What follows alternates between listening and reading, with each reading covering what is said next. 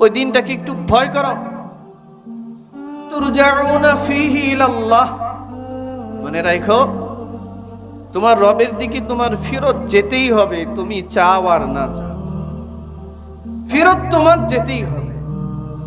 জগতের মানুষ একদিন তোমার নামের পিছনে বলবে ইন্না লিল্লাহি ওয়া ইন্না ইলাইহি রাজিউন। মাইকে একদিন ঘোষণা হবে যে অমুক দুনিয়াতে নাই। একদিন এমন দৃশ্য হবে যে কিছু মানুষ কোদাল আর কন্তি নিয়ে তোমার কবর খনন করতে যাবে। একদিন এমন হবে যে তোমার কাফনের কাপড় আনবার জন্য দোকানে যাবে, বাজারে যাবে।